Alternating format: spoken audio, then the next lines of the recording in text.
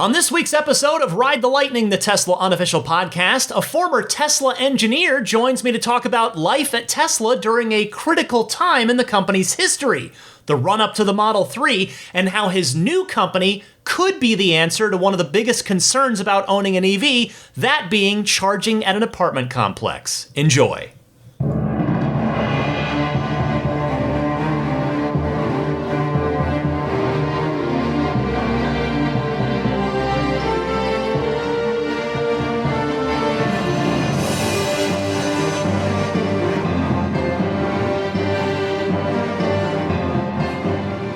What's happening, friends? Ryan McCaffrey here with you for episode 365 of Ride the Lightning, the Tesla unofficial podcast for July 31st, 2022. Today, actually a couple days ago, as of the release of this podcast, marks the 4-year anniversary of me taking delivery of my Model 3, which is a day I look back on very fondly. I had waited so long to get to that moment.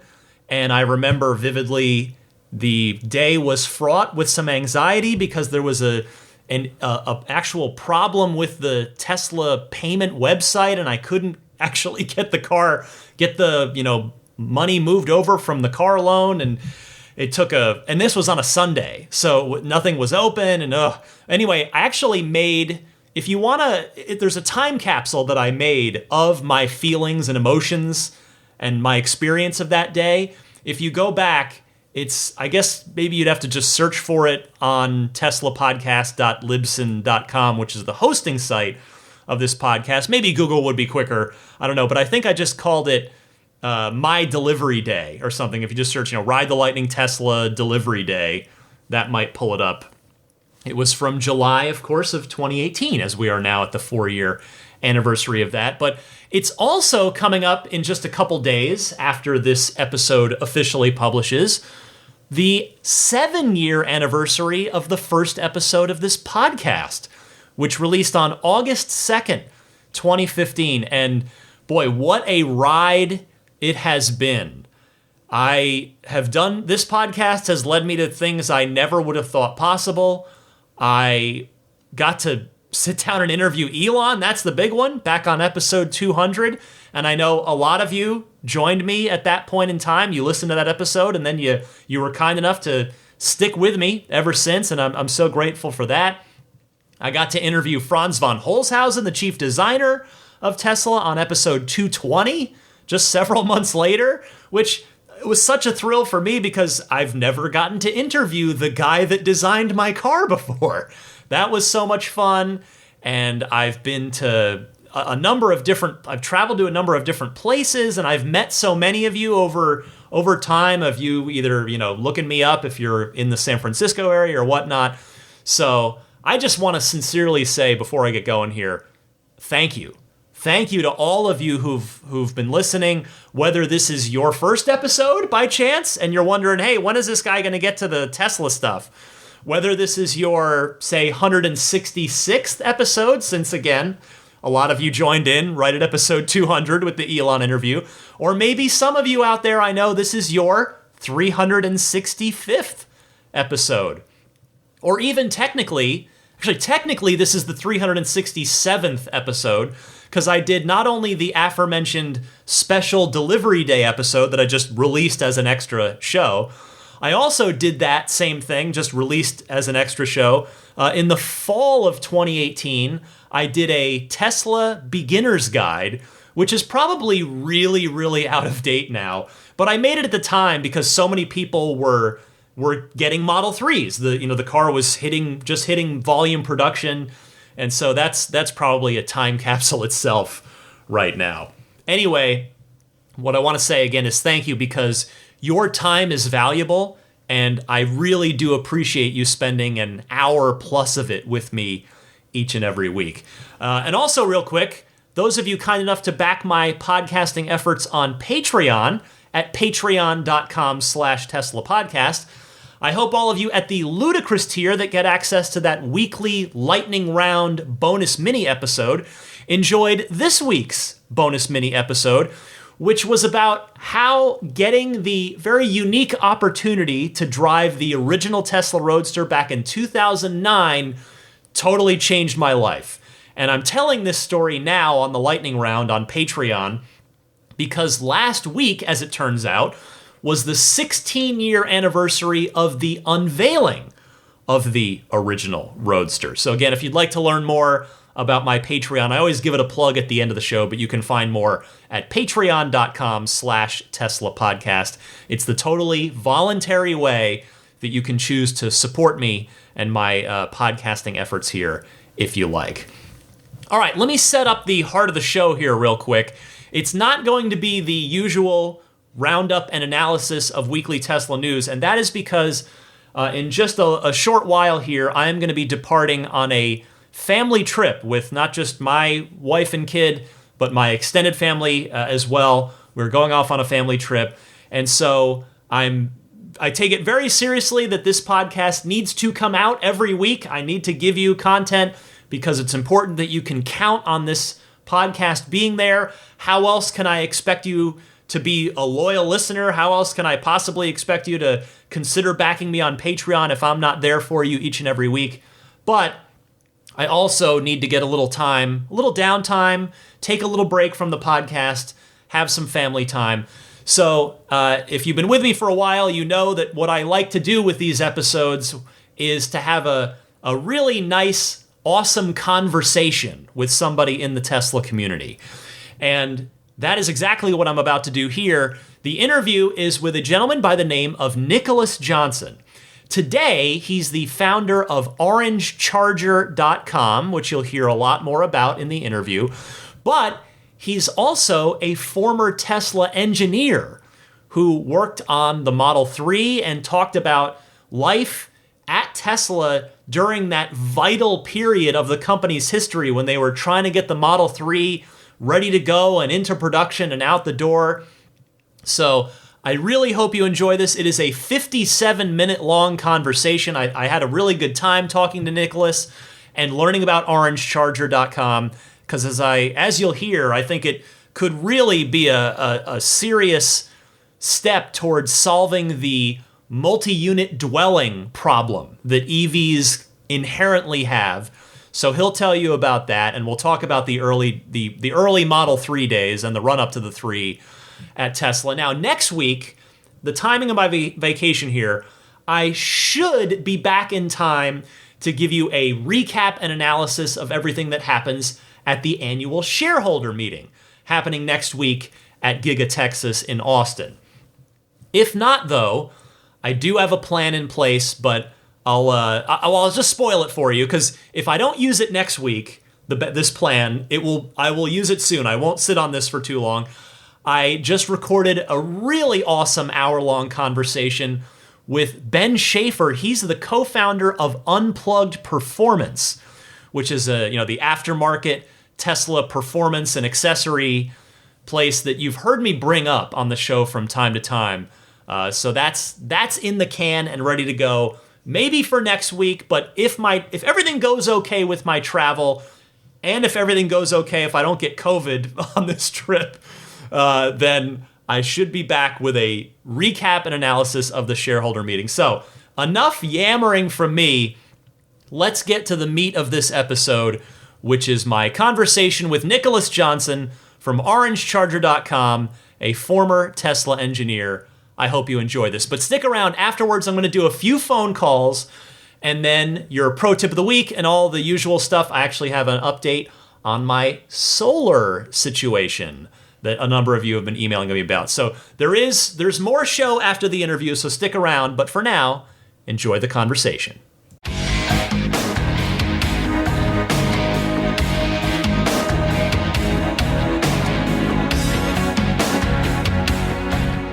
My guest this week is Nicholas Johnson. He is a longtime Tesla engineer, longtime Tesla employee, who now has a very compelling new startup.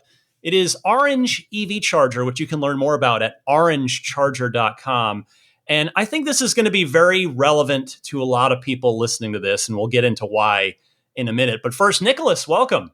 Yeah, thanks for having me on. Absolutely. So Yeah, you and I met through a mutual friend, and I'm so glad we've connected because what you were up to at Tesla was very interesting to me. There's stuff in my car that you directly worked on, and what you're up to now is a really fascinating attempt to solve one of the key remaining problems in the EV movement. So, I want to start with your Tesla background. How long were you at the company? What was your era at Tesla? And what specifically was your role at Tesla? Yeah. So I wasn't actually there that long. Amazingly, I was only there like 1 year and 6 months. But it felt a lot longer. I worked out of college. It was my first job out of college there on the thermal team. So we cover everything from like thermal of the battery, HVAC. We also got roped into other projects like cooling supercharging cables and Tesla Energy when they were doing the first power walls, like figuring out how to cool those. So our team got to touch a lot of products, which was really awesome. And we were really small at the time. We were just coming out of X launch and X ramp into the Model 3 development, which was why I wanted to work there. Yeah. My function of like reasoning for wanting to work at Tesla as a design engineer was one, I wanted to be, put my mark on history. And I thought Model 3 was going to be one of the most historic cars, at least in my lifetime, in terms of disrupting the automotive industry, which was bringing a affordable, awesome electric car to the masses. Because before that, you had expensive electric cars, and everybody was like, "Oh, it's only for the rich," and it doesn't actually solve any problems. And right, as you were saying, I think in one of your other podcasts recently, is Elon's really focused on scaling volume right now, which is the key to EV adoption, actually having a climate and health impact that we talk about. Because like, if only a small percentage of people have access to EVs, is the best way to put it, then it doesn't actually have any effect on the societal impact. It's just like, oh, you don't pollute, great for you. It's like, but you need a lot of people. So that was cool. And some of the products I worked on that are directly in your car were the HVAC, coolant systems, and some of actually the autopilot cooling for Autopilot 2.0. Oh, that's interesting. So, meaning like keeping the computer, full self-driving computer from melting down during a heavy workload. Yeah, that and also the heating elements in the cameras. So one of the things people might not know is the cameras melt snow or water. They heat up around the cameras to allow them to see in if there's snow on them or debris on them. And so it's designed to heat up and clear the view.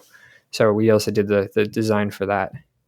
You mentioned the Model 3 a minute ago and how you felt like it was going to change, be this really important car in history. So was that kind of the driving reason that you had applied to Tesla and you wanted to work there coming out of college? Well, I'll be frank. It took 13 interviews to find your friend, Jeff, who was in the role I wanted. Wow. So a lot of it was like, go work in the factory out of college, go do PLA. I was like, no, I want to work on the vehicle, like design. And so like that took a lot, finding the right people in the company.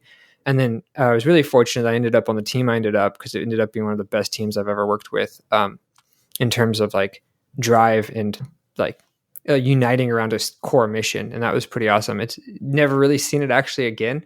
But that was one of the things. So yeah, it was very much core to why I wanted to work there. It's like, this car is going to change everything in terms of the way people think about automotive in my lifetime. And I want to be a part of that more than just, even more than just being, I want to directly like impact how that vehicle is built. So what was the sentiment across your team and from what you could sense the entire company during that Model 3 run up? Like, did you get the sense that everybody kind of was motivated and fueled by this idea that you were making something that could be historically significant and really make a big difference in the world? I'd say 100% yes, in general. Not everyone, obviously, at the company feels that way. But a lot of the core people I worked with, specifically on our team, really did feel we were making a huge impact by bringing the cost of EVs down. It's kind of why I also started this company. It's like, can we bring this to the masses? That was the game-changing moment of like, can we bring the cost of this technology to the point that the average person could afford it? And can we get the volumes high enough to scale it to actually have the impact we wanted on the environment, on our air quality, on our energy grid and system? Like, there's so many benefits to electric cars that motivated a lot of people I worked with. A good example is I just remember being there at like 11:30 at night with another engineer on the 12-volt team. And he looks around the office and it's like pretty full. Yeah. And, Wow. and it's like we're pushing something, and he's like, "This is when you know people care, when they're staying. Like you have enough people staying late." But in other times, the office was empty, so it ebbed and flowed kind of with the push. I think I've never worked like Elon's ability to get people to work really hard and bring them together is one of his greatest skills, right? Yeah. For better and for worse, I think back then even more so, he wasn't so Twittery and so popular. He was still kind of an unknown, becoming more known billionaire. Right. Wasn't the wealthiest person in the world. People thought Tesla was going to fail. And that was like, telling your parents, I'm going to go work at a car company in Silicon Valley. And they're like, that doesn't exist. That's not going to work. Like, that's going to fail. Was a common sentiment that you'd get from people. Like, there's no chance this will work still. It really wasn't, I'd say, until 2017, 2018, when Model 3 was starting to ramp, that people started to take that company genuinely seriously. And so, like, that was a big shift.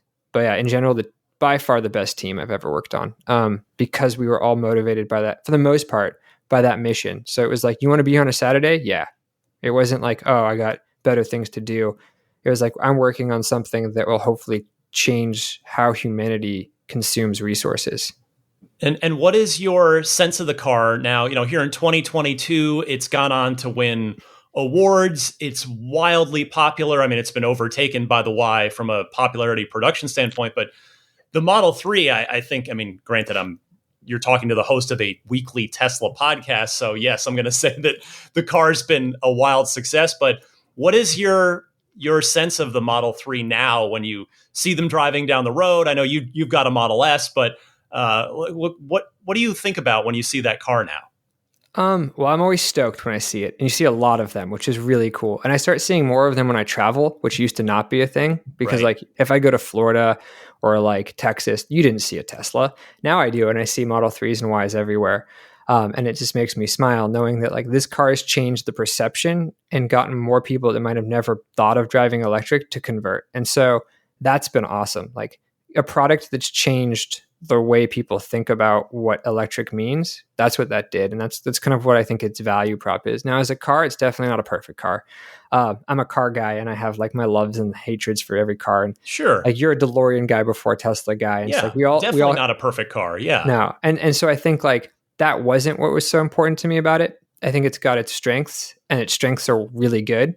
And so that's convinced enough people that this is the car they want to drive.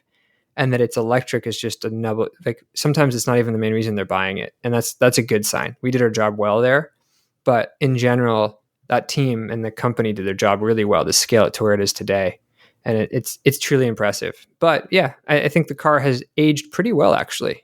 If you're asking about like it's still, Tesla's not one to make a lot of design, like external design tweaks very often, like some other car manufacturers. And yeah, it's held up really well. Like it doesn't, like my car's turning 4 years old, and the Model 3 in general is now, I guess, officially coming up on its 5th birthday. It still looks pretty new.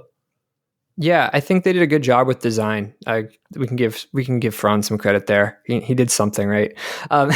He's maybe pretty good at his job. Yeah, he's pretty good at his job. But I think that's a part of like the Apple-esque. You asked about like culture too. Like there's a lot of Silicon Valley in Tesla because that's the people that live here and work here and have kind of built it. And there's got a lot of little Apple-esque in a lot of the engineers that came from Apple to work on Tesla. Mm-hmm. And in a lot of the design choices feel very Apple, which is, I think, good because Apple, in a sense, is a timeless design. They go minimalism, they go simple.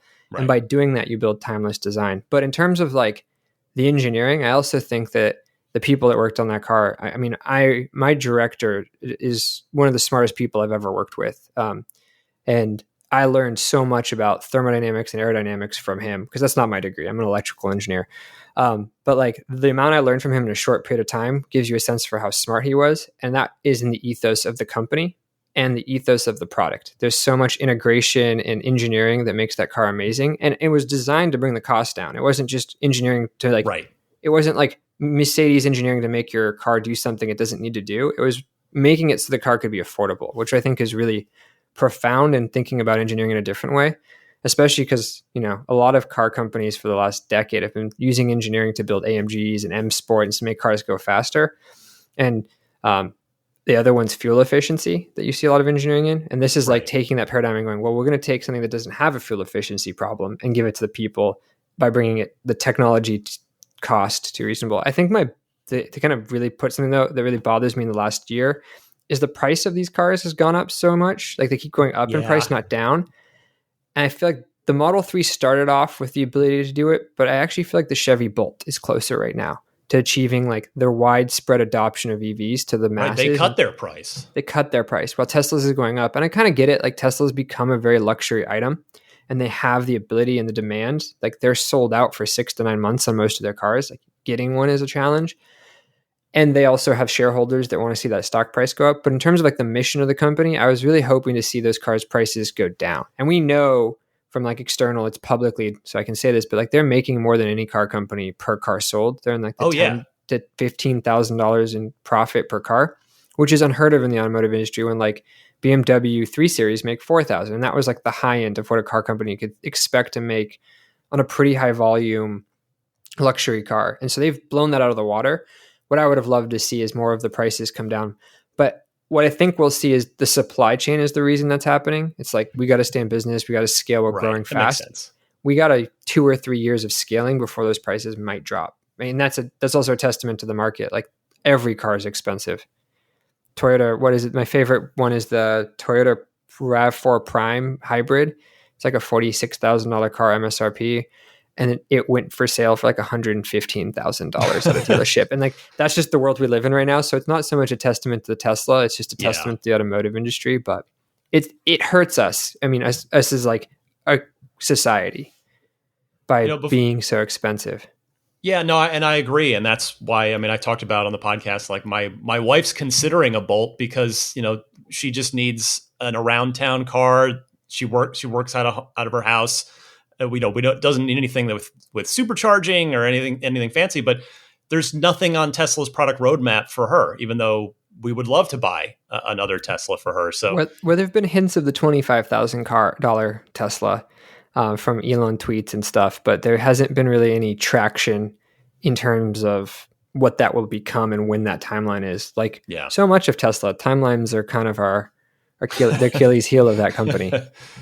Well, but as I've always said on the podcast, the difference is other companies, you ultimately, if you got the thing at all, it'd be a watered down version of it. With Tesla, when Elon says they're going to do something, generally it will happen, just as you said, not on the same time horizon that is initially given, but usually it'll come. I mean, which is kind of where we are now with the Tesla Semi and the Cybertruck and the Roadster. It's like I have every faith that those vehicles are coming, but it's just been a painfully long wait for all of them. What he does well, I'll give this to him as management because he is the CEO. He understands the technology well enough to see it's possible. While some, and this is we actually, Silicon Valley has a little bit of a dirty track record with some companies recently, and Nikola, and like flat out lying, right? Like those companies flat out lied about their technology. Tesla's never lied about what they can achieve. It just takes longer to achieve it at scale. And so like everything he's shown you for the most part is achievable. It's just how long will it take to bring it to the production? And that's a different problem. It's not so much that we can do it in a lab. It's like, we've done this. It's really cool. How do we actually scale this to like a manufacturing? And that's usually the bottleneck.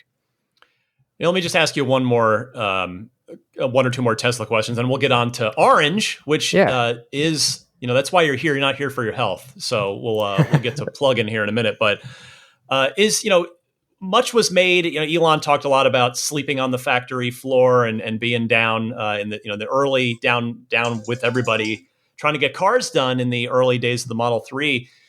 Did you ever see that, or did you either have any direct or indirect view into like exactly what production hell? What being I had around Elon is like in that moment? A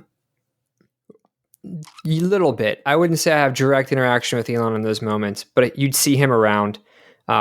You as engineers would have to sometimes present to him or the VPs of your departments or cross-disciplinary on projects. And so we did that a bunch.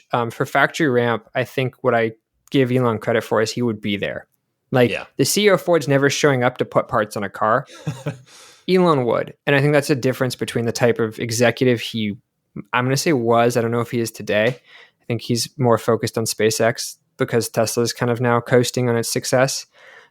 I say it's ramping on its success, and there's the right people in the right seats, so he doesn't have to worry about it as much. But back then, it was still very difficult to find talent to run a lot of those parts of the company, especially scaling Model 3 development. Mm-hmm. One of the things that he'd probably admit, but I think we made a mistake as a company was, and I'm a part of this mistake, as an engineer, we overestimated our capabilities in automation, and none of us really actually had backgrounds in automation, to be honest, that were doing some of the automation. Like, it sounded cool. I wanted to do it. Let's try it was the kind of idea. And it didn't work out as perfectly as planned. And so that was a hiccup and a lesson learned that kind of led to the manual processes that got put in place to kind of fill that gap.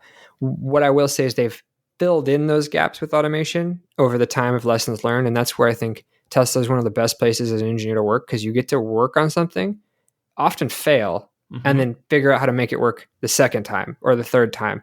Well, that's not always the case for big companies. Like, as an engineer, I would never have been able to do what I did at any other OEM, because it would have taken me 7 years of earning my stripes at like a GM or Ford before they'd ever let me work on a product or design that would go to production and scale, let alone work on like process changes in a factory, right?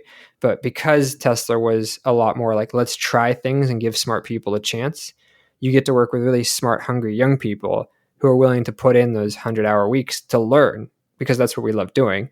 That's usually what the hiring mark is like. Are you passionate about what you do enough that you'll stay here on a Saturday because what you did on a Friday didn't work, to get it to work by Monday? And that's the character structure that I think he hires for. One thing, I don't know if you know this, but Elon, I don't know if he still does this, but interviewed every engineer. Oh, wow. And I know there were certain teams, like he's talked about how he interviews everybody on the autopilot team, but I didn't realize it went back in the day. He interviewed every engineer hired. So I had to interview with him and also write like a 2-page essay to 3 prompt questions he gave me. And that was his, why are you here? What is the value? Are you smart enough? That's the first thing. It's like, and he doesn't look for like, the company itself doesn't always do this, but it doesn't look for attributes as like your school or your background. It's whether have you done before, like what projects have you worked on as an engineer? Because, and I agree with him this now as a founder, like a lot of people have great credentials, but when you give them a task to get something done, they actually don't know what that means. And so engineering is about delivering something someone can use. That's why I love it, and like seeing someone use it. So that is something he's hired for. That's kind of comes back to your like saying they make great products. It might take them longer than they say, because no one knows how long something will take. Humans are bad at that. But they have the people there that will generally keep checking away and learning to get the final result they want. And sometimes they even come up with things that will never be seen. One of my favorites was the snake robot. That was an intern project. Yeah, it's that video is still on the Tesla YouTube channel. Like it still seems like maybe that's a viable option for when full autonomy is a thing. It might be. You never know. I don't know what the rollout and expense would cost to, retrofit superchargers with all of those. I feel like it's astronomically expensive. Your 6 motors per arm. But that was a really cool engineering project that an intern did over like a summer internship. And like that kind of gives you a sense for like the freedom people also had to try things and not get like pigeonholed into this is the way you have to do it. It was like somebody came up with, wouldn't it be really cool if we could do this? And they did that in their spare time. So that's the company culture of like the type of people you worked with. And I know I said I would pivot to Orange, and I will, I promise. But you got to tell me, like, getting interviewed by Elon, was that? I mean, were you expecting that? And what, like, was that intimidating? What was that like for you? I mean, it's a short interview. It's 10 minutes because he's so busy, and it's more like a check-in. At that point, you've already been given a job offer. He's final veto. Got it. So he's got 3 questions. But yeah, it's nerve-wracking. Like I remember staying up 2 nights before, just being like, okay, I can't screw this up or I don't get this job, that type of thing. Like I really want this job specifically. Like I've months at this now, back and forth with Tesla's hiring department to get like where I was. And your friend that you mentioned is really actually influential in me getting that job. So I owe him a great deal of gratitude because he believed in me enough to like back me up to be like, yeah, this young guy out of college can do this very difficult role. I can see it in him. He's got the hustle.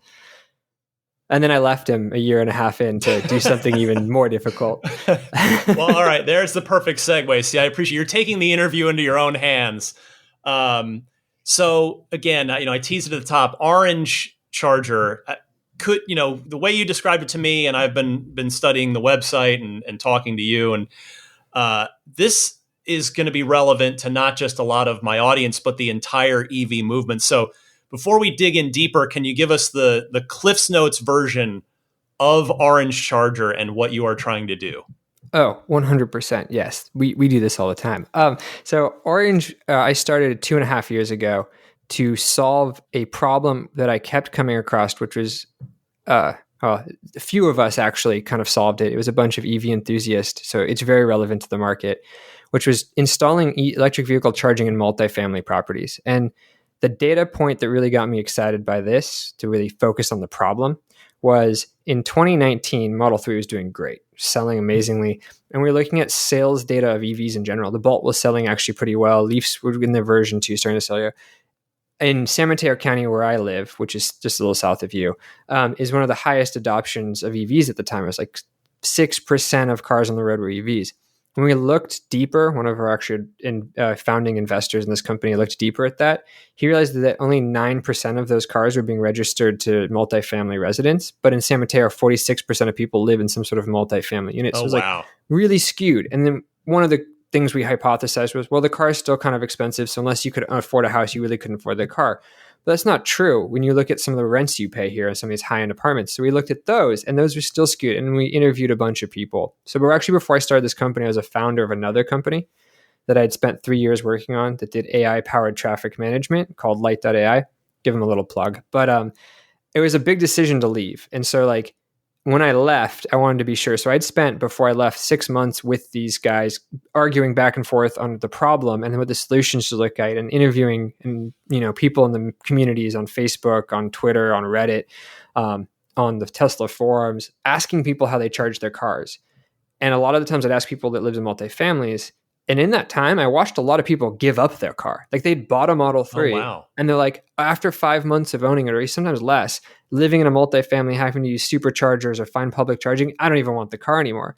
And I was like, this is a huge problem if our goal, which just comes back to why I wanted to work at Tesla, was access to clean transportation, like closing this loop. And Orange will go longer than that. So what we do is we looked at the problem and built a solution. And so our current market solution is these outlets. They're IoT connected, 120 volts, so level 1, and low power level 2 outlets. So we realized that power levels are kind of irrelevant when you're sleeping. You just want to wake up. You don't need a fast charger. Yeah, exactly. So it was but we need to bring the cost down so property owners will want to install it. And so when you're looking at a standard charge point that's $4,000 plus install, you're at $4,000 to $5,000 to install one charger. And the other problem people don't really think about is, I call it the last mile delivery of electricity. I know you've probably talked about this maybe a little bit in your podcast, but there's if everybody drives electric, what will that do to the grid? And it is a concern, not at the generation side. If you just took how much energy we generate, we produce more than enough energy to put into cars. We just don't actually have a good way to get it there. So it becomes a transmission problem. And I call it the very last mile. So panel capacity, the wires that go from the grid to your building to a panel that then go to an outlet, to your charger, or to your, an outlet that you charge off of.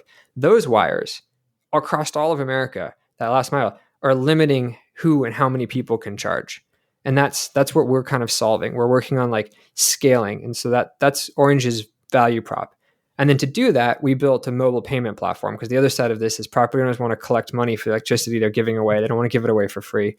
Most drivers are willing to pay for energy. You do at your house, right? So you needed a really simple, affordable way to scale that. So our 2 metrics we actually track is cost of operations, so CapEx, and then cost of install. And then our goal was the lowest cost per kilowatts out and number of parking spots covered. So if we have 100 amps of spare capacity or 50 amps of spare capacity, we want to cover the most number of parking spots possible with that amperage that we have available before having to call, in our case, PG&E here in San Mateo. But any grid provider would be like, we need you to upgrade our service or transformer. That gets expensive. It gets time consuming. It limits who can own. So that's the premise behind Orange. But really simply, we're an EV charging platform for multifamily properties right now. And the best pitch to that is we're 60% less to install and operate than our competitors, which allows us to actually build profitable business models over what I call time horizons real estate developers which is those 4 to 6 year time horizons. So in order to like get literal buy-in on this, you need to make this as easy and appealing for both the end users, but also the property owners and property managers as well. So what have you learned in bringing Orange to property managers and property owners so far? So our customers, property developers and property managers, HOAs are a little trickier, but we do sell into them and we help them make that process simpler to get buy-in from their HOA board at whatever property they're at. But in general, we see the trend, and so do the developers, that they're going to need to offer this as an amenity. And current solutions were really designed, I call it, around the incentive packages. So you look at like ChargePoint, Blink, most EverCharge, they're all level 2 boxes. They all look the same. They all have the same check boxes to basically be sold through incentive programs. Mostly at the time, like ChargePoint was public incentive programs. Install this at the Whole Foods, install this outside of the city hall, install at the public library. That's not where people charge. So it's the wrong place to be installing charging. In fact, like the data shows that's the wrong place to be installing charging. There's like overwhelmingly EV drivers charge at home. And unless it's, I call it the 50 kilowatt up, I say 125, some people say 50. DC fast charging should not be in public. Anything below 125 kilowatt hours should not be in a public location. It should be focused around the type of driving behaviors. So if you are respecting people's time, let's put it that way, to make it convenient enough. Like, I think the best example is when we designed Model 3, we didn't compare it to every EV. We compared it to every car. It had to be better or as good as like a BMW or Mercedes. Yeah. Charging has to be better than a gas station in convenience for people who normally wouldn't, they don't care about the environment. Let's be real. It's not, we were trying to convince the world to change their habits, and it has to be better than the habits they have now, right? It's so hard to change your habits already. And that habit is waking up fully charged. As an EV driver, you know how great that is. That is so convenient. But for somebody who lives in a multifamily and don't have that, that ownership just drops off. They're like, this is not worth my time, right? Or my inconvenience, unless I'm a diehard environmentalist to do this. And so that's kind of the structure. And so that's one side. That's got to be convenient enough for the drivers and affordable enough for the drivers. It can't be more expensive than gas. It can't gouge them. I can't make them feel like they're being profiteered off of. But they're willing to pay for energy, sometimes above, to not have the convenience of charging at home. The property owner side is really simple. These guys are real estate people. They're usually investing because someone else's money in most cases. They're no different than a venture fund, and it's just a different product. And they're figuring out, I have money to just spend. I build this product. EV drivers want this product, but I need a way to make it so that it doesn't hurt my business model. And so for us, a lot of it is focused around, I call it the economics of charging. We had to bring the cost down of install to a point where you could pay it back off of kilowatt hours sold at reasonable prices, not crazy dollar in a reasonable amount of time for them to get buy-in. And that's what we're selling. We're selling the ROI on this investment into their properties, which is their product, that doesn't hurt their business model. It actually helps their business model.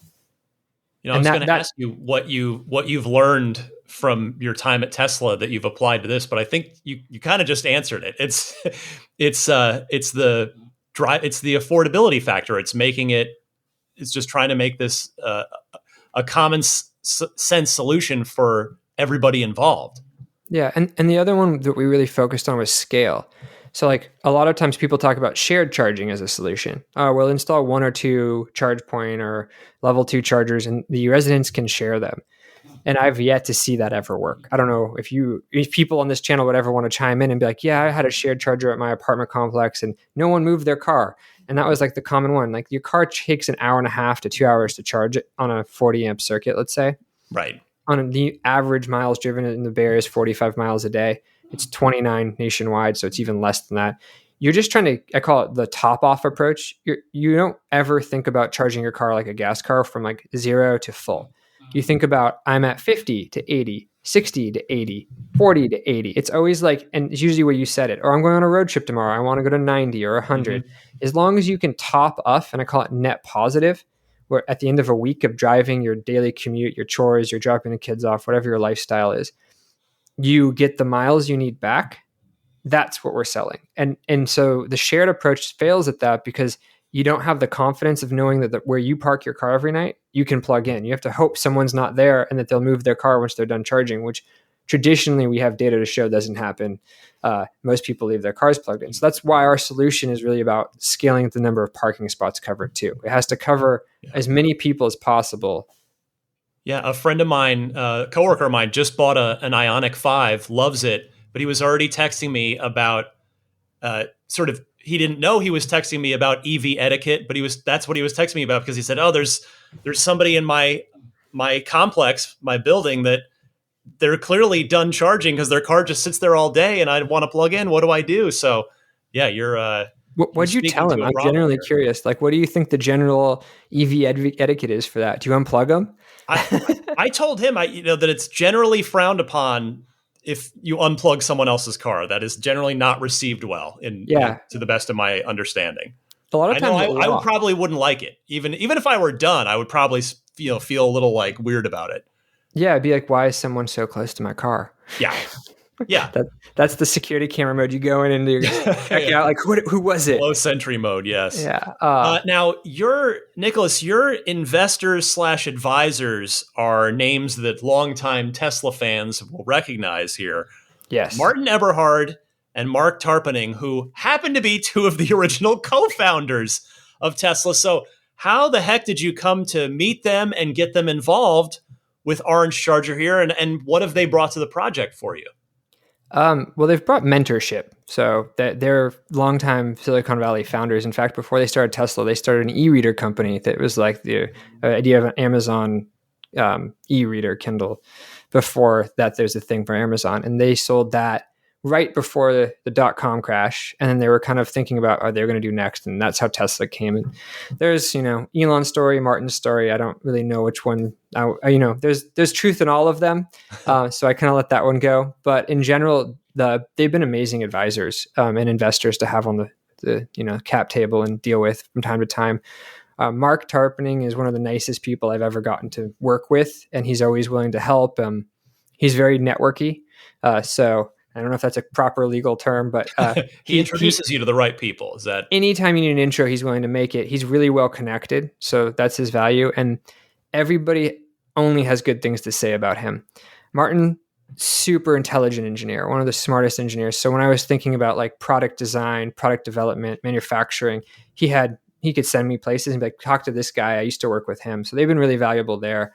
And then they're also, again, recognized names so they can get me the meetings when I need them. And that's super valuable. But besides that, they're just really smart, fun people to work with. And they also are very aligned with the mission, right? Like I don't know if people believe it or not, but Martin did generally write out the whole master plan himself, in a sense of like, we're going to start with an expensive sports car, but like to have the environmental impact has to scale to like mass production car like Camrys. And He wrote all that out that became Tesla's master plan. I think almost about the same time, if not with Elon or before Elon, don't know the timing, but regardless, like they were a part of that strong mission that drove engineers and people want to work there. To give you an anecdotal story about that, The Inconvenient Truth came out about the time they were working on the Roadster, and they decided to take all of their, 12 engineers and out of San Mateo and go watch it one afternoon in Berkeley. And he left, and one engineer goes, "Man, that's a big problem. We should figure out how to solve that." Like total engineer disconnect. And Martin goes over and says, "What do you think we're building an electric car for, you idiot?" Like it was just like such a great like disconnect of like, why are we building this expensive sports car to solve this problem that we just watched in like, the Al Gore times of climate change? And I think that's a good example of kind of how they think. So they align really well with our mission, which is scaling access to clean energy. It's kind of what we say as Orange, or we're not a charging company. We're a access to electricity company. Our goal is to provide affordable access to electricity, ideally clean electricity over time. We don't currently have control everywhere we install if the energy going through our outlets is sourced from clean sources, but in certain geographics we do. And that's the goal. Like that kind of dictates our products, our roadmap, our structure, and our ethos. So, as you've already talked about, I mean, multifamily dwelling living is arguably maybe even the number one biggest obstacle to the EV movement, which is clearly underway and not going to stop and cannot be stopped at this point. The dam's broke. You cited the data earlier in our chat here about when you were first looking into this, the overwhelming data in San Mateo County. And so I'm curious, do you see, is Orange Charger the answer to this problem, or is it a problem for which there is not one single answer? I mean, obviously, you wouldn't have founded this company if you didn't think you were part of the solution, but I'm kind of curious how you see the whole thing holistically. Yeah, we're definitely currently part of the solution. As we scale and grow and hire and build our next product line and add our software features to manage stuff, I think we will become probably hopefully the de facto solution for any multifamily property. You come to us and we have a solution for whatever your property type is. We have the ability to help manage energy and demand response and all these other things that people don't really think about, but big properties have issues with. Single family homes actually contribute to demand response, but like when you own a big complex and you get hit with a demand response charge commercially, it's painful. It can be anywhere from like $15,000 to $30,000 in a month of like, wow, you get overcharged on electricity because you went above the demand response time and now you're getting charged $1 or something electricity. So those are things that we work on, and that once we get kind of there, I think we'll have a really good holistic solution to solve almost every multifamily solution like problem. Capacity still one none of us have solved. I'll just put that frankly. Like we don't have a product right now that solves, I call it panel capacity limitations. So if you're panel capacity limited, your options right now are really pay to install a new service for charging, upgrade your service, and that's pretty much where it ends. We are working right now on ways to expand that so you could scale, I call it linearly with demand. Like we work with a lot of multifamily developers who might have 25 EV drivers in a 200 unit apartment complex. That's pretty good. That's usually like LA, Bay Area. Yeah. They don't have that across their whole portfolio. And so it doesn't make sense for them to retrofit more than they need, but they do need ability to scale it as people show up or, be just ahead of that. So that's kind of what we're really working on, is making it so they can do that. I think one other similarity that I see between what you're doing at Orange and what Tesla has been doing for a while now is that you've got to have good software. It's a hardware and a software problem. Can you kind of talk about, because you could have, your Orange chargers, I know there's like Bluetooth built into them, so they talk to each other, and there's some neat stuff going on, but the software has to be good for either the end user or the property manager. How has that challenge, that portion of the challenge, been in getting the software to be good? We're a software company at heart. Like that's where, coming from like my background, I love hardware engineering, but like software has been ethos in all of my hardware engineering. So I think software is the most important part of this. In fact, I tried to off-the-shelf cellular outlets. So to give you a little background, one of the problems people don't think about in multifamily is they're kind of Faraday cages when you go underground into a concrete structure, and your cell phone doesn't have service. I don't know if you've ever experienced this, but I experience this every time I go to Palo Alto to their city hall. They installed charging where there's no cell service, but to activate the charger, I need to ping a cell network that then pings to the charger, and I can't do it. So I actually have to walk outside. I take a picture of the charger, and then I take and like hold it up with someone else's phone to scan it so I can activate the charger in the basement that's on probably Wi-Fi at the building, but my phone's not, so it has no service. So like that's a common problem in multifamily, like underground connectivity. So the outlets we had to build to solve that was like one of the problems we had to overcome. And so at first I was like, I'm going to buy an Amazon Alexa outlet, call it a day, and just have some manufacturer in China like put my software on top of it so I can activate and deactivate them and monitor energy. What I quickly found was there's two things we had to meet. One is we have to meet energy grade metering. So we have to be certified as a watt hour meter in certain states to sell kilowatt hour electricity. So that was a design consideration. Most Amazon Alexa outlets aren't accurate enough to do that level of metering. So we had to build the metering in. Next was connectivity. We needed to reduce the cost and allow connectivity. We wanted connectivity of the outlets to our network for over-the-air updates, real-time reporting. If somebody comes in and unplugs your adapter, we'll let you know. We have that ability in most of our installs. Good. But we also knew we couldn't rely on the cell signal down there. So we mesh network our outlets, and then our outlets communicate directly with the phone. So we have Bluetooth, Wi-Fi, and cellular on most of them. And then the other thing is people don't think about is networks aren't like static. They change with topographies, cell towers going up and down, buildings being built. So we have been working on now creating a dynamic network where like it can self-heal and it will decide what devices to use as the gateway. So that's the hardware side, but it's a lot of software on the hardware that's allowing all that to happen. So kind of coming back to Tesla, you have to have good hardware that's thought out, that's capable to put good software on it with features. And then it really becomes like the sky's the limit. Like, what can I think of? Oh, I can do that.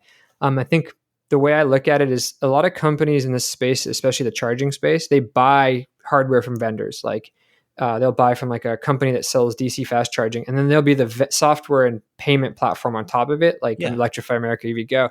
They really struggle with reliability and features and integration because they're buying a product that if they want change, they have to go back to that company and convince them to change it. And so there's a value to having what I call the full stack in our company, which is we own everything down to the circuit board all the way up to the mobile app. And by that, if we decide we want to make a change, and Tesla has that too, right? They're a full stack hardware to software company, which is different than Ford, who has traditionally gone to all their tier ones to do infotainment systems. They've gone to all of their Bosch to do parking, and Tesla's had to integrate a lot of that, some out of necessity. And then I think now it's out of choice. And it gives them the ability as an engineer to be like, I want this feature. I'm just going to go create it this weekend, coming back to culture. And instead of waiting around to go have to convince somebody else to create it for me. And so we are in that same boat. I think I would never start a company that doesn't have this ability of stack from our hardware all the way up to software, because at the end of the day, the software has to be great. That's just the world we live in. We're software driven, but you don't get good software if the hardware can't support things. And that's like where we have designed our product around. And then the other one is maintenance. I don't know if you've thought about this, but most chargers we looked at, they break because the cable gets run over or frayed. Yeah. And true. Replacing that's really expensive because having an electrician drive to any site is like a minimum $250 just to have them drive there. And then scheduling them right now is really hard, like 2 to 3 weeks to schedule an electrician to go do work because they're so in demand with like some of the booms. And then minimum $250 plus hardware cost. If it's like a charge point, you have to replace the whole system. Some companies will just sell the replacement cable. Electrician has to turn off the breaker, do the work. It's C10 certified, so it's not like an average person can do this. You couldn't have your maintenance guy do it.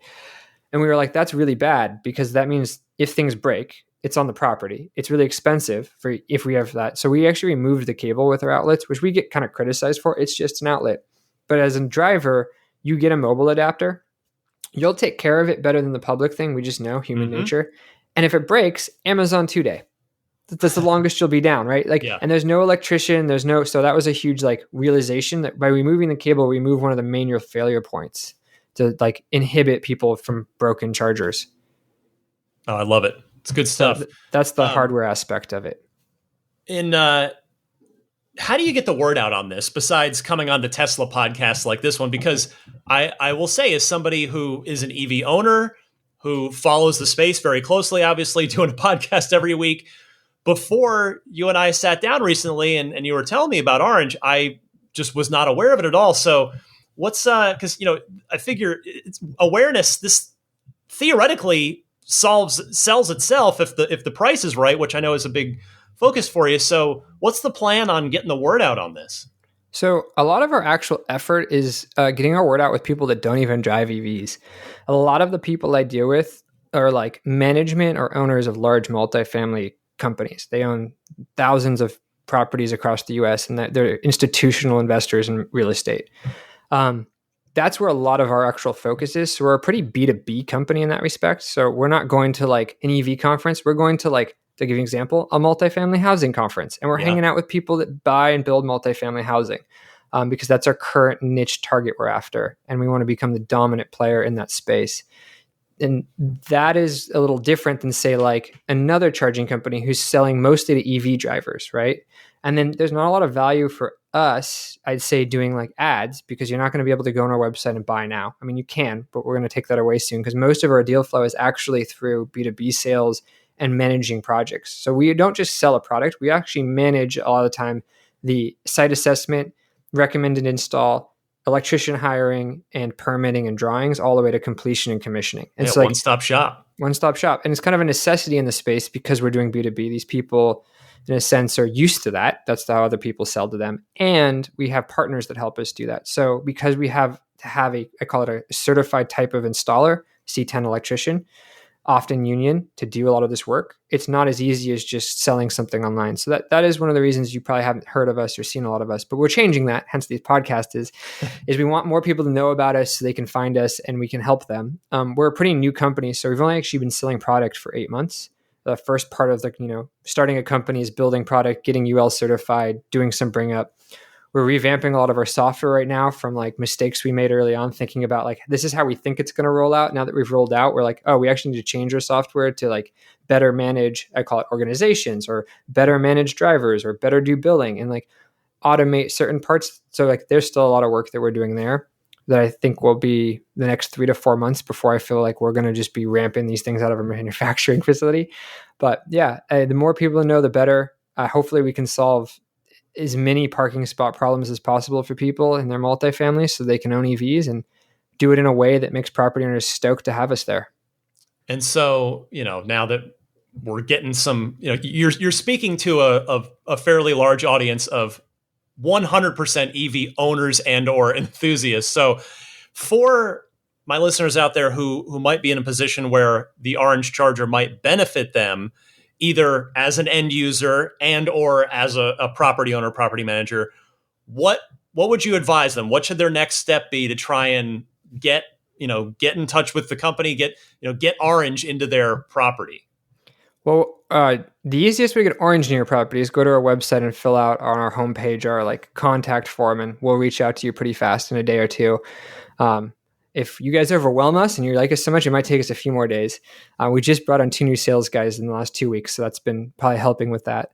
But in general, that's the easiest way to get hold of us. We will recommend other charging solutions if we're not the best one. In general, like we're not here to shove product down people's throat. We're generally here to solve a problem that exists, and we think we have a good solution for it.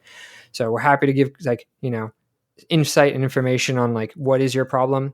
If you live in an HOA, we have packets that we can email you to help you like get through the HOA process of votes and legal for the HOA organization to sign off on you installing orange.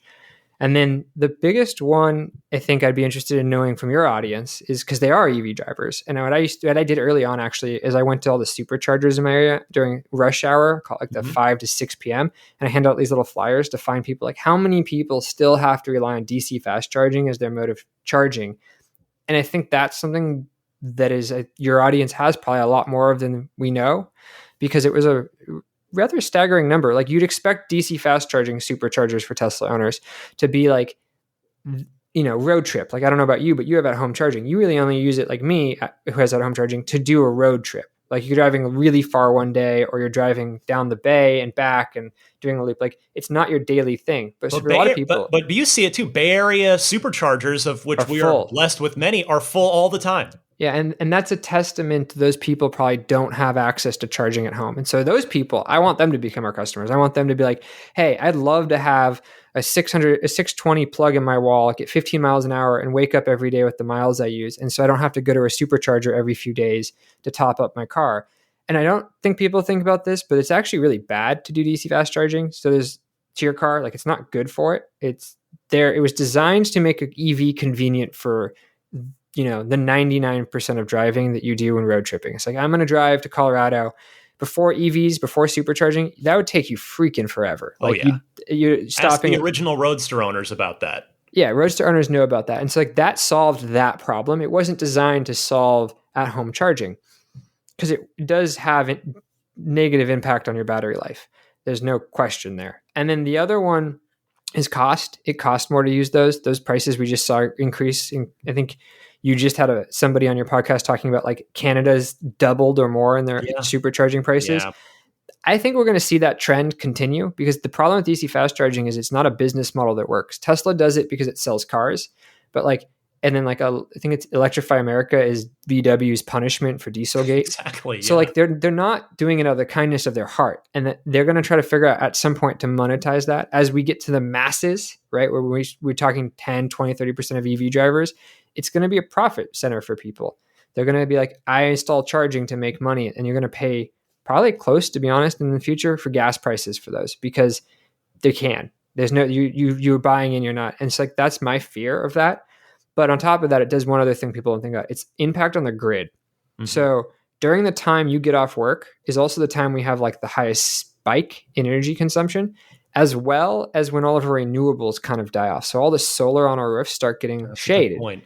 And so you have this, it's called the duck curve in California, where we have so much renewable that throughout the day we produce plenty of energy. We don't use it. And this is where storage, Tesla energy storage at grid scale is really interesting. And there's a number of companies entering that space that I am really fascinated by. But if we continue the trend of expecting drivers to use DC fast charging and thinking about like a gas station model, their user behavior is going to be that of a gas station. They're going to get off work. They're going to go fill up their car while they do some errands at a DC fast charger, and then they're going to go home, which puts strain on the grid at the worst time. And it's the most expensive electricity because we're spinning up peaker plants. We're spinning up the most expensive energy to put in their cars, sometimes the dirtiest energy to put in their cars. Yeah. And so if you can offset that by saying you can go home and charge slowly overnight, you're taking when the energy is used the least. Most people are asleep. They're not running appliances. They're not watching TV. They're not at work. That's the best time that we can charge cars. And so that's what we're also trying to offset, is getting that user behavior to also help the grid. Love it. Love it. So, Nicholas, if Orange Charger does what you want it to do, let's look at the 5-year time horizon here. How does Orange look in 5 years? How do apartment complexes and multi-unit dwellings look across this country and hopefully beyond in the next 5 years? So yeah, our initial go-to-market is multifamily. And then we have workplace and hospitality next on our roadmap. You can imagine we started our company, I left to start this in 2020 and not soon after COVID came out. So basically threw the brake on all workplace because I was like, no one's going to work, so let's not go sell to them. But we will pick that up as people start going back to work. That's another place our product works really well. But in terms of like the vision for 5 years, there's a pretty cool roadmap. I can't give too much away because I don't want to let the cat out of the bag yet. Sure. But ideally, there's outlets everywhere you go and live to some extent, whether it's Orange outlets or other companies that spot up to put charging. You have access to overnight charging where most people live. Like 30 to 40% of the population has access to affordable overnight charging. And then the other side of that is we as a company are also focused on the other side, which is grid, which I brought up in the last comment. So we also work on software to help manage that grid and also source clean energy. So as we get more and more drivers on our network, and 5 years is a good time, hopefully we have like 100,000 people every night charging across this country, maybe Europe. We start being able to provide energy from clean sources that we can manage using software. And that's where I think we're the charging infrastructures, like you said, we're a hardware software company. For me, charging is a part of our company, but not the long-term vision of our company. And so like charging allows us to open up new business models and also new ways of using energy. And so that's what I'm most interested in, is the energy usage across, 100,000 vehicles a night that are charging on Orange. I love it, man. You guys, it's a excellent problem to try and tackle. It's an important problem to try and tackle. Everybody should go to orangecharger.com to learn more. All right, Nicholas, though, before I let you go, I am curious, as a former engineer at Tesla, November 2019, you're already gone from the company. When the Cybertruck rolls onto the stage, maybe you heard rumblings about it. I don't know whether you can talk about how much you knew or didn't know about the Cybertruck, yeah. But I'm curious your reaction to the Cybertruck when you first either heard about it internally or saw it roll out on stage. Well, I'm really early in line for that truck. But I knew that truck was coming years before. It kind of came up in when I was still there. Yeah. So working on the Aero team, when you're talking about building a truck, Aero has a big impact on trucks. So that kind of, a bunch of ideas from the studio came through my team's simulation software on figuring out aerodynamics for that vehicle. And the design ethos kind of came from aerodynamic requirements a lot, hence its weird triangular shape for a truck. And I actually love it. I know a lot of people, it's like, oh my God, but I also am a big, we were just talking before we jumped on about Cyberpunk 2027 yes. and Burning Man-esque type style and steampunk. There's something about that truck I just love because it's so obnoxious in a sense of so off the beaten path. It also has so much Elon ethos to it. from like the, grungy Silicon Valley 90 gamer programmer world that kind of is what I imagine Elon when he was at PayPal coding away. Right. So I love that truck. I think it's going to be a great vehicle. It's going to have the Tesla ethos of like the supercharged network, so you can actually road trip it, because that's something I think I'm a truck guy before my Model S. I drove a Tundra for years, and there's something freeing about a truck. Death Valley trips, like camping, like all those things. I'm really excited to have that truck and see how it changes, people's appreciation for what trucks can do. I think Rivian's doing a good job of that with their ethos. They're kind of call them the Patagonia of car companies, the way they market their vehicle. Yeah. And I just wish the cost was more affordable, right? Like that's, again, the barrier to entry to these is still so high that, even well-off people in, let's say, like, not the masses, it's a big decision to buy $100,000 vehicle, and they last a while. So I think where the Cybertruck, hopefully, I know you talked about pricing. I hope they'll hit their pricing, to be honest. Like, I hope they can bring that truck into the pricing world that it is like the F-150 Lightning in terms of like the truck for the masses. Where I hope Ford, to kind of caveat the truck too, from like the standpoint of the trucking world of EVs, because that's been a hot topic recently. I hope Ford also figures out the charging network for their truck, because I know they're selling like these really expensive 80 amp chargers and doing like vehicle to building, so you can back up and like hustling it as a battery pack is the way I describe their marketing. It's like, your truck's not just a truck. You can charge other cars with our truck. And there's a value to that. But at the same time, it's still going to take a lot of convincing. And trucks are hard because you tow and do things that are not exactly conducive to range. Yeah. And so that's the balancing act. So the Cybertruck's going to be a really awesome vehicle. But my reaction to it was I already had a pre-order in. I was texting people weeks before it was launched, like, hey, I need a pre-order. So nice. Yeah, I'm really excited for it. Oh, I love it. Nicholas Johnson, the founder of Orange EV Charger. Learn more at orangecharger.com. Nicholas, thank you so much. Yeah, thank you so much. And we really appreciate you as, a company doing your outreach and education. So keep up the awesome podcast. It's super fun to listen to.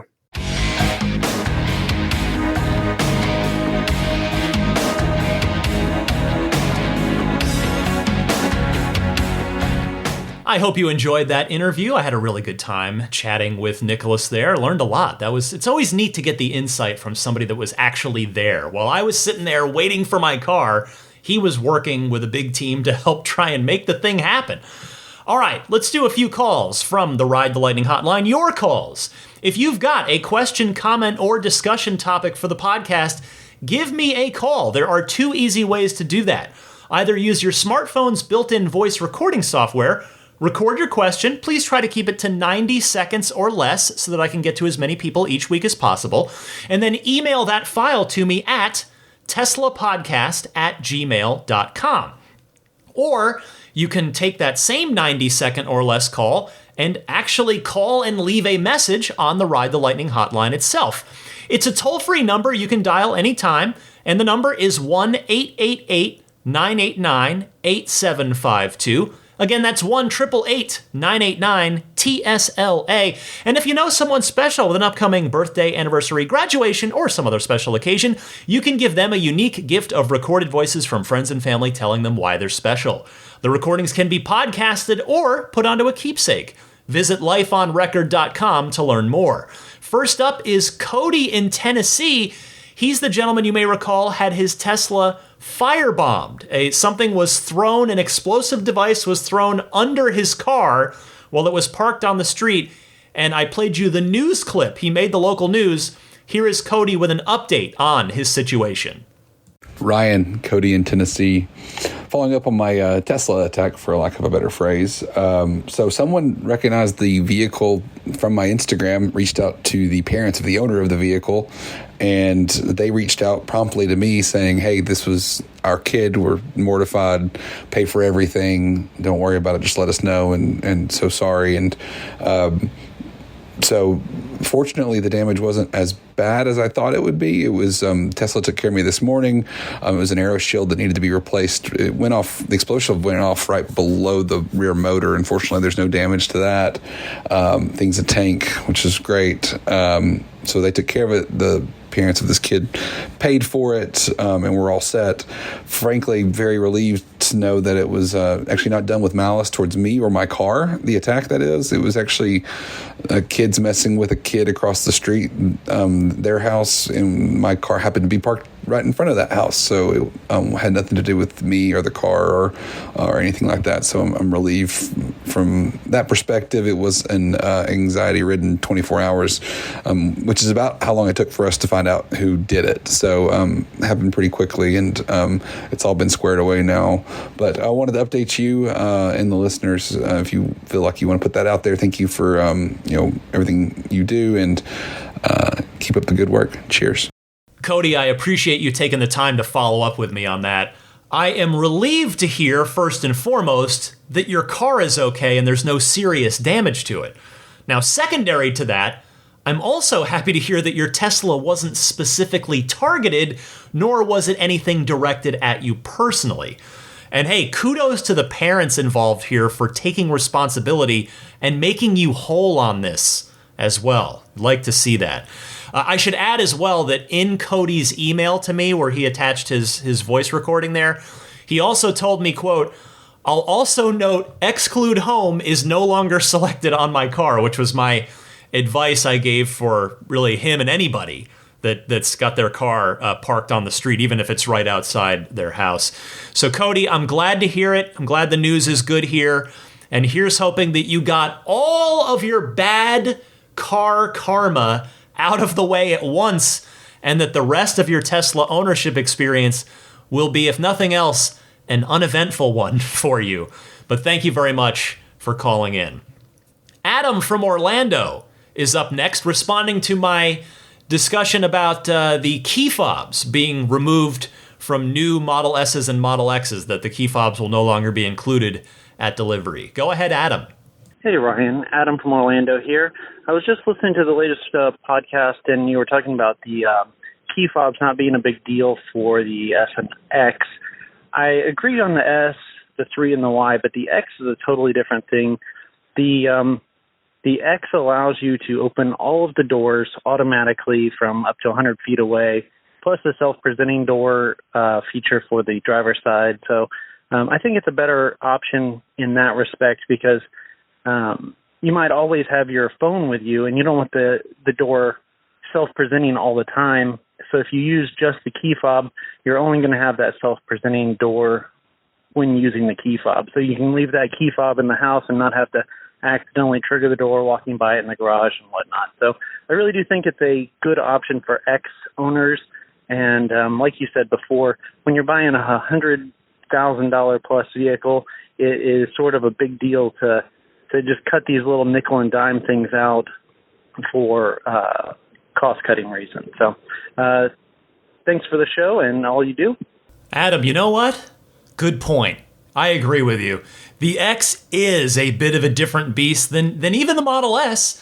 And you are right that the key fob makes good use of the Model X's various door tricks. So now that you've made me think about this, I'd say that I honestly wouldn't miss the key fob if I were getting a new S, but I would be with you in, yes, indeed, missing it if I were getting a new Model X. Thanks for your call, Adam. I'll just do one more call this week. It's from Ken in Chicago.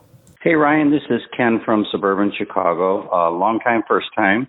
I'm driving an early 2016 Model 70 S70D with 71,000 miles on it. I have ordered a new Model S, but I'm calling you today on July 21st because it is the 1-year anniversary of me placing my order for my new Model S. And I'm not expecting delivery until late August or early September. So there is quite a wait for these cars. I know you've had other people on talking about the wait, and that's my experience with it. However, I'm still happy for 2 reasons. Number one, I'm driving a Tesla right now, and that's a wonderful car to drive. And number 2, the new car has increased in price by $10,000, which I am not going to have to pay. So all in all, I think things are coming up quite positively, even though it's been quite the wait. Again, thanks so much for everything you do. It's a great podcast. Listen every week. Take care. Ken, thank you very much for your call, and welcome to the Ride the Lightning hotline.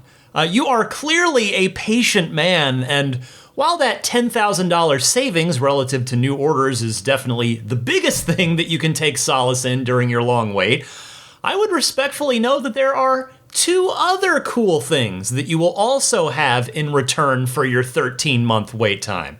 First is the updated headlights and taillights, complete with that revised taillight design in the back, which I think is an improvement. Subjective, of course. You may disagree if you haven't had a chance to see it up close yet.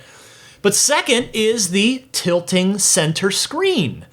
I trust that your new Model S will be worth the wait in so many ways, though, given that you're coming from a 70D. I mean, that's the range alone is going to be huge. Just big increase, 240 miles to 400 miles.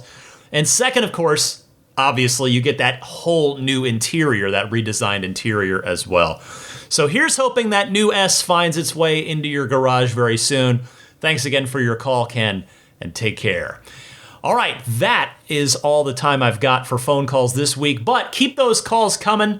I'll get to some more next week. Of course, this is a regular feature of the show. I do love hearing from you, so dial me up anytime you've got a Tesla question, comment, or discussion topic.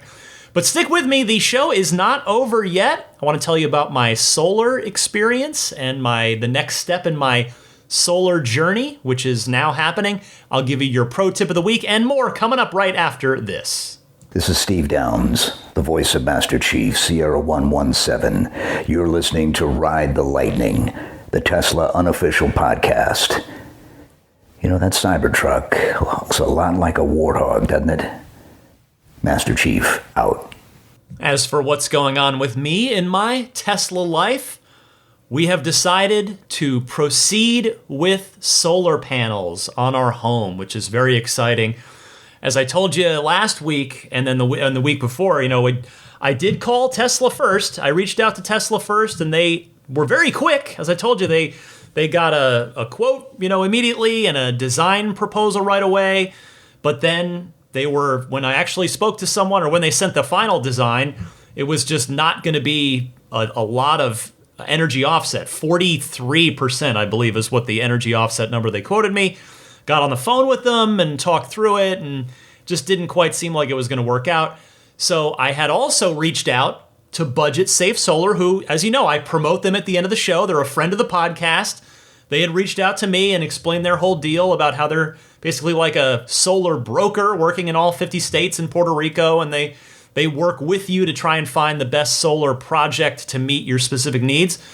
Well, I went through it, and I have to say, my wife and I were both very impressed with the presentation, the personalized presentation we got over Zoom, the proposal that was given, and the personalized attention that we got.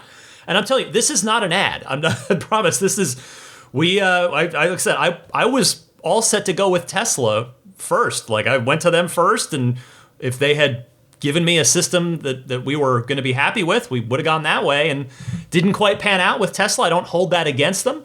But again, my experience is, I'm not going to say this as a blanket general statement, but in my experience, Tesla seems like they'll kind of do, I don't mean this disparagingly, but basically a cookie cutter. If they have a simple design that'll work for you, then great. You're probably going to do great with Tesla, and the price seems very competitive. But if you have to deviate from that at all, and I live in a 100-plus-year-old, very tall, narrow San Francisco home with not a lot of roof space, and so my situation was, not your average everyday home that you'd find in most of the country. So it just didn't work out for me with Tesla, but Budget Safe Solar has been great. We'll see how it goes. Hopefully I'm not going to come back on here and be like, oh my gosh, this is a nightmare and I can't stand this. But hopefully it's going to go great, and we are moving ahead. So I'm just waiting on the DocuSign now to make it official. But proceeding with solar, which it's really exciting. I got to say, I've wanted this for a long time, but we never really got serious about it. And honestly, the thing for us is we had some money set aside for our home project stuff, home project budget. And we also, I would say that the big motivator for us is the federal tax credit on solar installations is at its peak now. It is gonna step down over the next few years. It will be going down for 2023 and then down again. So, there was a chance to save some money here by getting it done in 2022, and we were able to make it work with our finances to do this. So, I mean, we'll be paying for it for a bit. It's not going to be we don't exactly have that money between the couch cushions, but we're going to make it work, and hopefully it's going to go great. So, I'm looking forward to working with Budget Safe Solar, and that way, when you hear me plug them at the end of the show, you will know that I'm not just plugging them as a friend of the podcast and as an alternative to Tesla Solar, that I'm actually a client. I am a customer myself, which actually I'm a customer of all the stuff all the friends of the podcast that I mention at the end of the show. It's all products that I use. It's all stuff. I mean, I'm not just throwing it at you to try and make a buck. It's all stuff that I use and like myself. And now I can say the same thing about Budget Safe Solar. So I will, again, keep you updated on this solar project as it progresses. Meanwhile, though, pro tip of the week time. Here is Doug from East Hampton, New York. Hey, Ryan, this is Doug. I'll say from East Hampton, New York, because that's where I am now. I have a pro tip, or at least for me it was a pro tip once I discovered it. It's well known that Sentry mode keeps your Tesla from sleeping, and so you lose 7 or 8% or so of battery a day. I think it's also known that cabin overheat protection has some effect on the battery too, but that's only active for 12 hours, and obviously depends on what the outside temperature is. But what wasn't known to me was that summon, if you leave standby on in your summon, then in your smart summon, then that keeps the car from sleeping too. Apparently, I turned that on when I first got the car, although I think I've only used Smart Summon once, and it wasn't great, so I never really used it again. But my battery was draining no matter what, and I couldn't figure out why. I talked to Tesla informally a couple of times, but never submitted a service ticket for it. And eventually, I did figure it out just by looking at Teslafy and doing some analysis of when the car was sleeping. Now that I've turned that off, my car sleeps and is very happy to be sleeping after a year and a half of insomnia. Anyway, hope all's well. Love the podcast, and talk to you soon. Bye. A year and a half of insomnia. I like that, Doug. That's a nice turn of phrase there. Thank you for your call and for sharing that information with your fellow Tesla owners. I suspect you will help some people out with that one, which, as always, is the point of the Pro Tip of the Week segment. So I appreciate you taking the time to call in and share it. If anybody else out there has a Pro Tip of the Week, please do share it. Let me add to my knowledge base. Let everybody else out there add to their Tesla knowledge base. You can send in your Pro Tip of the Week the same way that you send in a regular Ride the Lightning hotline call. All right, we are just about done with a fairly long episode of the show here. Again, I hope you enjoyed the interview. Before I go, let me mention some friends of the podcast. I'll start with AbstractOcean.com, makers of so many excellent aftermarket Tesla accessories, many of them lighting related, but not all of them. There's also the drop-in cup holder stabilizer. They have their very popular 4th generation tempered glass screen protector for the 3 and the Y. I need to check and see if they have one for the new S and X yet. I presume they probably do by now. But it's got an antimicrobial coating, and it uses aluminosilicate glass, which is the same stuff that Corning glass uses for Gorilla Glass. So it's good stuff. And it's also just exactly molded. It ships with the installation frame, so it makes it very easy to get properly on the car. Lifetime guarantee if it's damaged in any way. So again, abstractocean.com, and be sure to use the 15% off coupon code for those of you making your first order there. The code is RTL Podcast. All one word, RTL Podcast, no space in there. Next up, don't forget your snap plate for the 3Y, X, or S as well at everyamp.com/RTL. The front license plate bracket for people like me that otherwise hate having to put a front plate on the car. This one will go on securely, but cleanly and in a very minimalist way, blending in nicely with the front end of the car. And if you remove it, whether you're detailing the car, you're at a car show, or you just don't want it on for a while and you'll put it back on when you get to a parking meter or going through a toll booth, if it's off, it's like it was never there. Leaves no unsightly hardware behind. So get yours for any of the 4 Teslas at everyamp.com/RTL. I already mentioned Budget Safe Solar, but again, their website is simply their name, budgetsafesolar.com. And if you do end up going with them, as I have, to do your solar installation for your home or office, all I ask is that you please use the referral code RTL. I did. How about Immaculate Reflections? If you're going to be in the San Francisco Bay Area, the greater San Francisco Bay Area, with your car, why not treat your car to some professional detailing work? Maybe you want to do ceramic coating so that you don't have to wax it for the next 3 to 5 years. I guess I'm at 4 years now, and my ceramic coating still going strong as of the last time that I'd stopped in to see Jeff at Immaculate Reflections.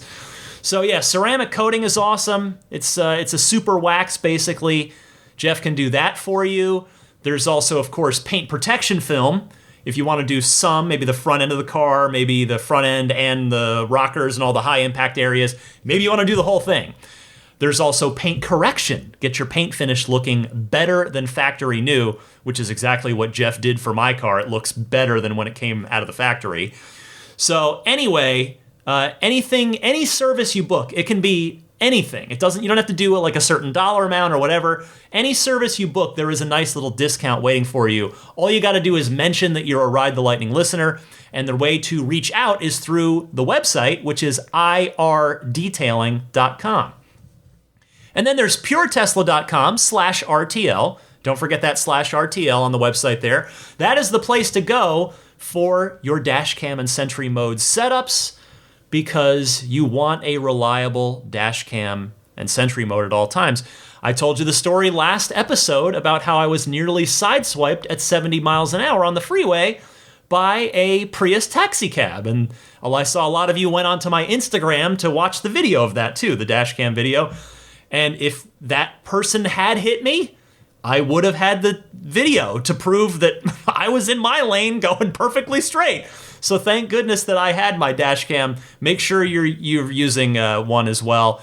And why not use puretesla.com/RTL? Because the reason to do so, it's micro SD based. So it is just a long-term solution. It's designed for the constant reading and writing that happens with your dash cam and Sentry mode. So again, one more time for that, puretesla.com/RTL, $49 for the 128 gigabyte kit. Ships free anywhere in the US, which is a nice little bonus as well. Finally, there are my friends at Jada. They make all kinds of great center console related accessories for your Tesla, whether you have the newer center console style or, like me, the older one now. They've got lots of cool stuff, namely the USB hub console, storage organizer, USB hub, including USB-C ports, Apple Watch charger, AirPod charger, all in one. Really excellent product. They also, for those of you like me that have the older Model 3s that don't have a built-in wireless charging pad for your cell phone, use the Jada one. That's what I have in my car. It looks factory. It looks great. It works great. No tools required to put it in. Couldn't have been easier. You can get that at getjada.com/ref/8. Jada spelled Jeda. I know that URL is a little annoying. That's my referral URL. I humbly ask that you use it because, in full transparency, they'll throw me a couple of bucks from the sale if you do purchase through that link. In return for you using that link, I offer you a discount. Use the coupon code RTL on any Jada product that you may choose to buy. I mentioned the Patreon at the top, but just one more time, patreon.com/Tesla podcast. That is the website to go to where you can choose to support me, support my efforts here. I've been at it for 7 years, never missing a week. I'm very proud of that. So I hope maybe if you're listening this far, you've hopefully enjoyed the podcast. And maybe you've been listening long enough where you think, you know what? Yes, Ryan, you have earned my support. I'm going to jump on that Patreon, whether it's at the $5 tier that gets you early access to each week's episodes, $5 a month. What is that? It's like a cup of coffee. You could step up to the $10 tier. That's the ludicrous tier. That's the one that gets you not just the early access, but also that weekly bonus mini episode that I've been calling the Lightning Round episodes. So then the perks, there are more perks and more tiers. They go on up, but you can find out all the information at patreon.com/Tesla Podcast. If you are not already subscribing to the podcast, that is a free thing that I highly recommend so that each week, every time there's a new episode, it pushes out to you automatically. So you can subscribe on any of the major podcast services, including Apple Podcasts, Google Podcasts, Stitcher, TuneIn, Spotify, also YouTube. But it's just audio only. There's nothing to look at. But if you do just prefer to listen on YouTube, you can do that by just searching Ride the Lightning Tesla on YouTube. You should find my channel very easily and can subscribe there. Email me if you ever need to or want to, teslapodcast@gmail.com. My Twitter and Instagram, I'm the same handle on both of them, DMC_Ryan. And with that, let me say thank you to the Plaid, Maximum Plaid, and Roadster and Space tier Patreon backers who get their names shouted out at the end of each week's episode. First up, thank you to the Plaid level supporters, grandfathered in now as the Plaid level has been retired. George Cassiopo, David Brander, Logan Willis, Jason Chalukas, Tim Hyde, Peter Chalet, Eric Randolph, Dory and Steve Guberman, Jeremy, the Tesla owners of Taiwan, Ron Lee, Charlie Gillespie, David Perella, Dennis Peak, Jeff Angwin, Chase Cabanillas, the Lydia family, Aaron Altschul, Jared Brown, Jerome Strack, Jamie Dalton, the Tesla Owners East Bay Club, Mike and Barbara from Louisville, David J. Howes, Travis Krenzel, Matt Nixon, the Tesla Owners Club of Wisconsin, Jonathan Zalesny, Ish, Not Elon Musk, T. Kirk Lowry, Peter, and the Bear Boys of Colorado. Next, an extra big thank you goes out to the Maximum Plaid backers, Jonathan Wales, Cameron Clark, Daniel Grummer, Seth Capello, Nick and Tony, the Galpin family, Ryan from Las Vegas, Darren Nickel, Kaz Barnes, Ulrich Lassa, Brett Libano, Patrick Wisneski, Gil Cabrera, Hay Watley, Eric Brown, Mark Eversole, Todd Badger, Joe Edgel, Kevin Yank, the Tesla Owners Club of San Joaquin Valley, Michael Williams, Will Stedman, Mait Suaru, Derek Nesselrote, Justin Perez, Jeremy Harris, Chris Beach, Tom Mills, Alex Brem, Tyler Smith, Corey O'Donnell, Matthew Graham Dronberger, Scott Gillis, Aaron, John Cody, Andre Kent, Joel Sapp, Kim Bay, Paul Casarino, Richard Corley, Chris Osborne, KB, Matt Asbury, We Drive Tesla EV Luxury Car Rental in Oahu, HaloBengals.com, and Chris Pratt. Finally, an extra big thanks to the Roadster in Space tier backers, Pete White, Lyle Austin, Steve Radspinner, Fernando Cordero, Lawton from Chicago, Sean Neidig, Neil Weaver, Jackson Wallace, Rolf and Jennifer Evers, Howard Anthony Smith, Victoria Iacovetto, Tesla Hitchhiker 42, and Kara Weston. And with that, I come to the end of Ride the Lightning episode 365. By the way, I had to record this very, very early in the week due to my family trip, so if any kind souls out there end up joining the Patreon at one of those shout-out tiers, Maximum Plaid or Roadster in Space, and you hear this and go, wait a second, I just backed, why didn't I hear my name shouted out? It's because I recorded this before your pledge came in, so I will send you a personal note on Patreon, and I'll start shouting you out on next week's show. But in the meantime, I am going to head off with my family. Again, I thank you all very much for listening to this episode. Hopefully you enjoy the interview, allowing me to get a little away time with my family, do a little rest, a little recharge. There's an exciting rest of the year ahead for Tesla, which I'm very much looking forward to. And with that, I bid you farewell for one more week. But again, I will be back next week That's whether it's for the earnings call recap or that other interview I've got ready to go in my pocket. Either way, I will have something brand new and fun for you to listen to next week. But until then, happy electric motoring, my friends, and I will see you back here next week.